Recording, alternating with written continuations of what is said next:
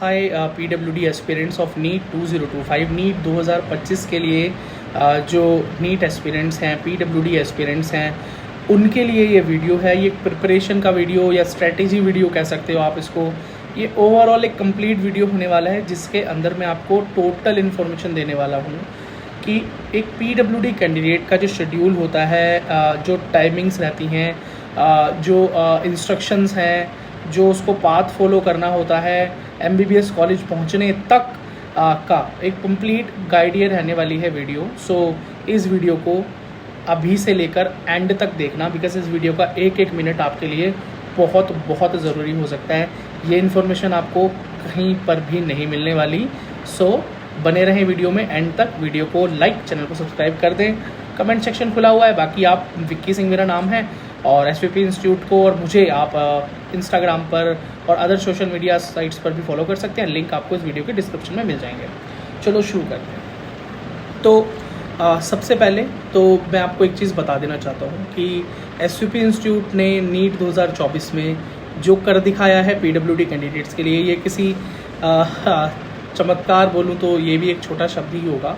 सो हमने इस बार जो सिलेक्शन का रेशियो है PWD कैंडिडेट्स का वो बहुत ज़्यादा है as compare to any year, because जो गाइडेंस की कमी थी, जो डेटा की कमी थी, उसको पूरा करने के लिए SVP इंस्टीट्यूट ने पूरी कोशिश की है और इसी तरीके से हम आगे बढ़ेंगे और नीट 2025 के अंदर भी PWD बच्चों का जो सपना है MBBS कॉलेज पाने का, उसे पूरा करेंगे। तो आपको मैं एक बात बता दूं कि आप बिल्कुल सही जगह पर आ गए हैं। अब आपको इस चैनल को छोड़ने की ज़रूरत नहीं पड़ेगी। चलो, रूल्स, रेगुलेशंस, इंस्ट्रक्शंस, ये सारी चीज़ें मैं आपको बताने वाला हूँ, बहुत ध्यान से सुनें। सबसे पहले तो आपको नीट का फॉर्म फिलिंग करना रहेगा। ये आपका फर्स्ट प्रोसेस है। जब नीट का फॉर्म आएगा तो आपको फॉर्म फिलिंग करते हुए अपने आप को एज ए PWD कैंडिडेट, मतलब as a disable candidate show करना है। तो डिसेबल पर्सन है तो आप येस लिखेंगे, नो मत कर देना। अगर एक बार आपने नो कर दिया और बाद में जाकर आपको याद आया कि नहीं भैया मैं तो PWD स्टूडेंट हूँ, क्या मैं अब मेरे पास कोई चांस है, नीट के फॉर्म में मुझसे गलती हो गई भरते हुए, इस टाइम मेरे पास तो डिसेबिलिटी सर्टिफिकेट नहीं था या मेरे ये डॉक्यूमेंट नहीं थे, इस वजह से मैंने नो कर दिया, अभी मेरे पास है तो अब मैं क्या करूँ। तो फॉर्म में गलती मत करना, नो करने की येस करना। और ये डॉक्यूमेंट वाला अगर इशू तुम्हारे साथ है या किसी भी तरह का इशू तुम्हारे साथ है तो मुझसे कांटेक्ट करना, मैं इस इशू को रिजॉल्व करा दूंगा। बिकॉज एक बार अगर आपने नो कर दिया PWD में, डिसेबिलिटी में नो कर दिया, तो फिर आपके चांसेस ख़त्म हो गए। याद रखना, फिर आपको चांस नहीं मिलने वाला, फिर आपको एज ए नॉर्मल कैंडिडेट ही काउंसलिंग में जाना पड़ेगा। चलो, अच्छा, जिस सर्टिफिकेट की रिक्वायरमेंट होती है एक्चुअली, वो सर्टिफिकेट होता कौन सा है? देखो, वो होता है आपके डिस्ट्रिक्ट लेवल हॉस्पिटल का सर्टिफिकेट, जो आपने एक्चुअली बनवा ही लिया होगा अपने नज़दीकी अस्पताल से। आपने अपनी डिसेबिलिटी का, जो भी डिसेबिलिटी आपकी है, उसका एक सर्टिफिकेट बनवा लिया होगा या UDID कार्ड बनवा लिया होगा। UDID कार्ड नहीं है तो सर्टिफिकेट है तो चलेगा, ठीक है। सर्टिफिकेट ही ज़रूरी है। UDID card is not compulsory, only certificate is compulsory, ठीक है। नेक्स्ट चीज़ क्या है अगली? तो जब नीट का एग्ज़ाम आप भर दोगे, मतलब फॉर्म आप भर दोगे, उसके बाद आप नीट का एग्ज़ाम देने जाओगे। नीट एग्ज़ाम के बाद आपका रिजल्ट आएगा। रिजल्ट के बाद आपके जो मार्क्स होने चाहिए वो एटलीस्ट क्वालिफिकेशन होने चाहिए। अब ये क्वालिफिकेशन मार्क्स का क्या सीन है? जो नीट एग्ज़ाम पहले दे चुके हैं वो जानते हैं क्वालिफिकेशन मार्क्स होते हैं वो मिनिमम मार्क, जिनको हम बोलते हैं कि ये नीट क्वालिफाई हो गया है, इसके बेसिस पे वो कहीं पर एडमिशन ले सकता है, ठीक है। तो क्वालिफिकेशन मार्क्स बहुत बहुत कम ही होते हैं, 150 के आसपास ही रहता है। SC ST PWD, SC और ST कैंडिडेट जो PWD के होते हैं उनके लिए 129 के आसपास होता है, 127, 128, 129 ये रहता है। और जनरल कैटेगरी के लिए 144, 145, 146, 147 ये रहता है। तो कम से कम एटलीस्ट 150 नंबर आप मान के चलें कि ये क्वालिफिकेशन मार्क्स होते हैं। अगर इतने हैं तो आप काउंसलिंग में आगे जा सकते हैं, मतलब एडमिशन प्रोसेस में पार्टिसिपेट कर सकते हैं। पर रूल नंबर 1, अगर इससे कम है, क्वालिफिकेशन से कम है, जैसे मान लो 100 से भी कम है, 50 है, 60 है, 70 है, क्वालिफाइड नहीं हो, तो फिर बेटा एडमिशन नहीं हो पाएगा। किसी टाइम पर क्वालिफिकेशन मार्क्स कम हुआ करते थे, तो कम क्वालिफिकेशन मार्क्स होने की वजह से कम मार्क्स पर एडमिशन हो जाता था PWD कैंडिडेट्स का। तो उसको आप आज एक फ्रंट लाइनर मत बनाना, उसे एक एग्जाम्पल मत सेट करना कि कुछ साल पहले किसी PWD कैंडिडेट का एडमिशन जो है वो 100 मार्क्स पे हो गया था या 80 मार्क्स पर हो गया था। तो वो इसलिए हो गया था क्योंकि उस टाइम पर क्वालिफिकेशन मार्क्स वही रहे होंगे, लेकिन अब नहीं होंगे वो ऐसा। अब नीट में नहीं होने वाला है तो अगले साल भी आपके क्वालिफिकेशन मार्क्स में ज़मीन आसमान का अंतर नहीं आएगा। एटलीस्ट 150 नंबर तो होने ही चाहिए। अब 150 से भी नंबर अगर आपके कम है और आप MBBS एक्सपेक्ट कर रहे हैं तो आप खुद नाइंसाफ़ी ही तो कर रहे हैं ना, ठीक है। तो आई होप इससे ज़्यादा नंबर आप ज़रूर लाएंगे, ठीक। अब वेरी इंपॉर्टेंट चीज़, नीट का रिज़ल्ट आ गया। नीट के रिज़ल्ट के बाद होती है काउंसलिंग्स। काउंसलिंग 2 प्रोसेस से होते हैं, एक तो स्टेट की काउंसलिंग मतलब स्टेट के कॉलेजेस के लिए, और ऑल इंडिया की काउंसलिंग सारे भारत के कॉलेजेस के लिए आप करते हैं, ठीक है। तो ऑल इंडिया का मतलब होता है कि सारे भारत के अंदर जो कॉलेजेस हैं उन सब के अंदर 15% जो कोटा होता है सीट्स, वो सबके लिए ओपन है। अब मान लीजिए आप दिल्ली वाले हैं, दिल्ली में आप रहते हैं, उत्तर प्रदेश में आप रहते हैं, तो मान लीजिए एग्जांपल फॉर 100 सीट्स हैं किसी कॉलेज में, तो उस 100 में से 85 सीट्स तो आपके स्टेट वाले बच्चों के लिए रिजर्व हैं, उसको सिर्फ आपके स्टेट के बच्चे लेंगे, तो वो स्टेट काउंसलिंग के थ्रू भरी जाएंगी। और बाकी 15 सीट ऑल इंडिया काउंसलिंग के लिए अवेलेबल है, तो ऑल इंडिया से कोई चाहे तो उन 15 सीट्स पर क्लेम कर सकता है। आई होप ये बात आपको अब समझ में आ गई हो। तो स्टेट काउंसलिंग अलग चलती हैं और ऑल इंडिया काउंसलिंग अलग चलती है, चलती सिमिलर टाइम पर ही हैं, लेकिन ऑल इंडिया पहले होती है, फिर स्टेट, फिर ऑल इंडिया, फिर स्टेट, इसी तरह से राउंड चलते हैं, round 1, round 2, round 3 and round 4। एक राउंड 5 भी आता है, उसको स्पेशल स्टे वैकेंसी राउंड बोलते हैं। वो बहुत रेयर केस होता है कि कोई सीट खाली बच जाए तो स्पेशली उसे भरने के लिए वो होता है, ठीक है। चलो अब आपको क्या करना है, काउंसलिंग में PWD बच्चा डायरेक्ट नहीं जा सकता। अच्छा, रिजल्ट के बाद काउंसलिंग में PWD कैंडिडेट डायरेक्ट नहीं जा सकता, तो उसे क्या करना होता है, उसे अपनी डिसेबिलिटी को प्रूव करना होता है। मतलब कई बच्चे, आपको पता है कि फेक तरीके से भी सर्टिफिकेट बना लेते हैं। कई तरीके हैं, पैसे, लेन देन, जान पहचान, पीछे का रास्ता, किसी भी तरीके से वो अपना एक PWD सर्टिफिकेट ले लेते हैं अपने डिस्ट्रिक्ट हॉस्पिटल से।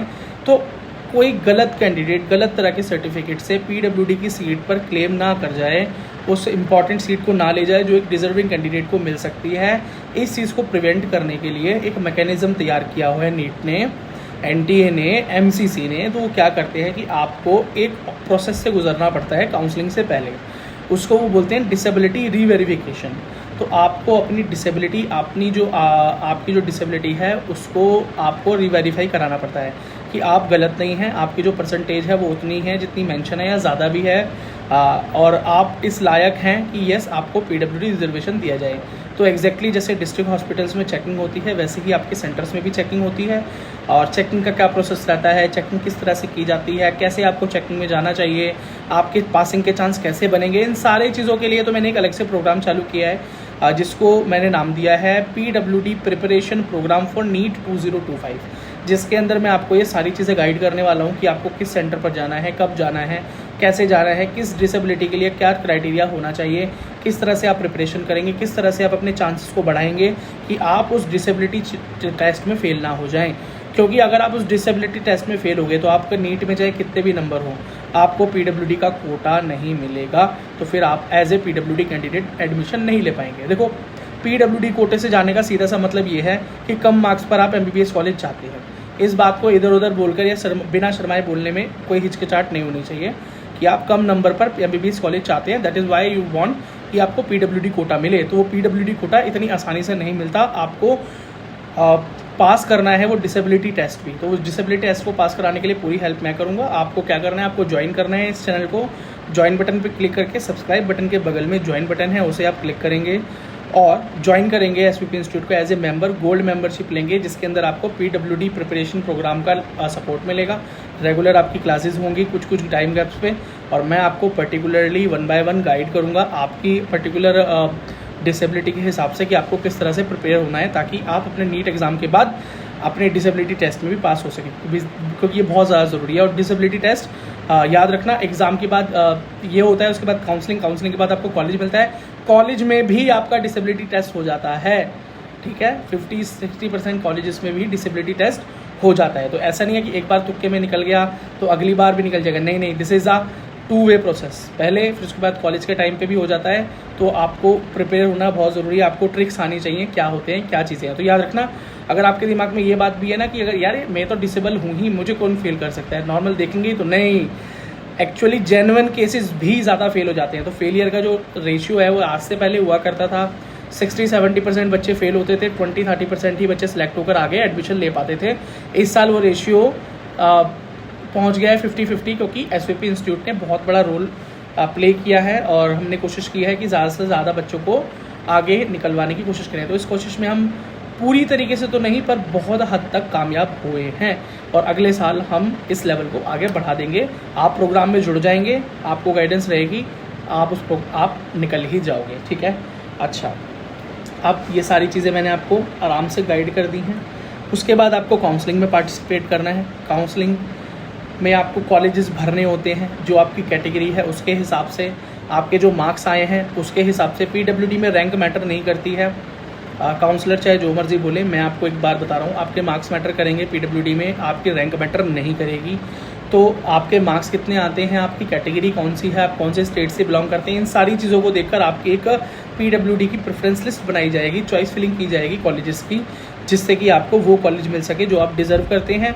या आपके मार्क्स ज़्यादा हैं तो वो कॉलेज जो आप चाहते हैं। अगर मार्क्स ज़्यादा है तो आप अपना कॉलेज चूज़ कर सकते हैं, मार्क्स कम है तो फिर कॉलेज आपको चूज़ करेगा। तो इन सारी चीज़ों में एक बात बहुत इंपॉर्टेंट है जो मैं आपको बताना चाह रहा हूँ कि बच्चे जो है पीडब्ल्यूडी कैंडिडेट काउंसलर्स के चक्कर में फंस जाते हैं, बहुत मोटी फीस देते हैं, 20,000, 50,000, 1 लाख, 1.5 लाख, जो मर्जी वो उनसे ले लेते हैं।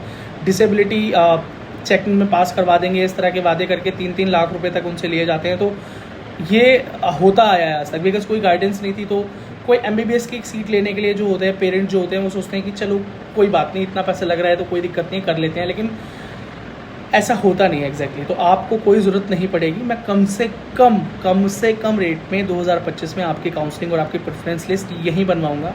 इस बार कितने बच्चे मेरी प्रेफरेंस लिस्ट से एडमिशन लेकर कॉलेजेस में पहुँचे हैं वो कम्युनिटी पोस्ट में आप चेक कर सकते हो, वो डेटा से आधा है।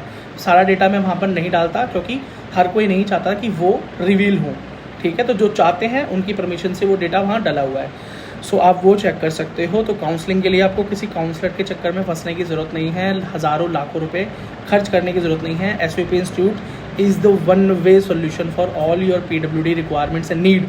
आप यहाँ जुड़ेंगे नीट की प्रिपरेशन से लेके, डिसेबिलिटी प्रिपरेशन से लेके, डिसेबिलिटी पासिंग से लेके, काउंसलिंग से लेके, एडमिशन प्रोसेस से लेके, एडमिशन तक, फर्स्ट ईयर तक और फर्स्ट ईयर सपोर्ट तक, सब कुछ आपको यहीं एसवीपी इंस्टीट्यूट के इस चैनल पर मिलने वाला है। बात ख़त्म हो गई, ठीक है। चलो, तो बाकी अगर कट ऑफ की बात करूं तो क्वालिफाइंग मार्क्स पर भी बच्चों को कॉलेज मिल जाता है। प्रेफरेंस लिस्ट अच्छे से बने तो एमबीबीएस मिल जाता है, और मिला है इस बार। कम से कम नंबर जितने भी हुए ना, 130, 128 एसटी कैंडिडेट और 130 एससी, और बेटा जनरल कैटेगरी में 138, नहीं सॉरी 148, ठीक है, 148 और पर भी एमबीबीएस कॉलेज हमारी तरफ से बच्चों को मिला है। मेरी तरफ से क्या मिला है, मतलब हमारी गाइडेंस से मिला है। और अगर आप एम्स चाहते हैं तो एटलीस्ट आपके मार्क्स जो हैं जनरल कैटेगरी में 350 के प्लस होने चाहिए, जनरल ओबीसी ईडब्ल्यूएस पीडब्ल्यूडी में 350 के क्रॉस होने चाहिए।